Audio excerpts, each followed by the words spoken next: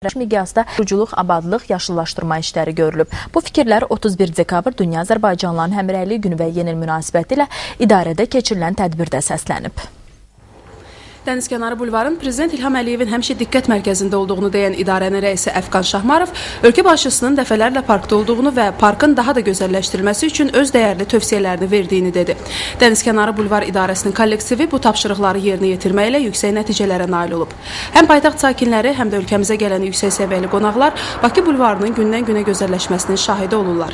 Son vaxtlar dövlət səviyyəli bayram tədbirlərinin əksəriyyəti bulvar ərazisində keçirilir. Ölkəmizə rəsmi səfərə gələn bir sıra ölkələrin dövlət və hökumət başçılarının səfər proqramına Milli Parkın gəzintisinin salınması heç də təsadüfi deyil. Yeni il ərəfəsində ölkə başçısının Milli Parkda işlərin daha da intensivləşdirilməsi ilə bağlı imzaladığı sərəncam bu işlərin daha da genişləndirilməsinə böyük şərait yaradacaq. 2011-ci il bizim üçün həm də çox yadda qalan bir il kimi olacaq. Ona görə ki, siz bilirsiniz ki, yaxın günlərdə möhtərəm Prezidentimiz İlham Əliyev cənabları yeni bulvarın salınmasında, abadlaşdırılmasının inkişafında yəni çox böyük rolu olacaq.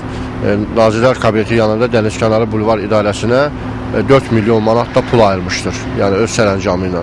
Yəni bu da bizi sevindirir və ona görə də mən həm rəhbərliyin, həm kollektivin adından cənab prezidentə öz təşəkkürümüzü bildiririk. İdarənin rəis müavini Avroviziya mahnı müsabiqəsinin bulvar ərazisində keçirilməsi ilə bağlı bulvar idarəsində müvafiq tədbirlərin görüldüyünü də bildirdi. Bu il biznes mərkəzi ilə dəniz vağzalı arasındakı ərazi abadlaşdırılıb. Satko estakadasının yenidən qurulması və abadlaşdırılması işləri davam etdirilir. Bulvar ərazisində yerləşən keçmiş Dinamo İdman Cəmiyyətinin ərazisi təmizlənib, Venesiya kompleksinin əsaslı təmir və yenidən qurmasının layihə smeta sənədləri hazırlanaraq yenidən qurma işləri davam etdirilir.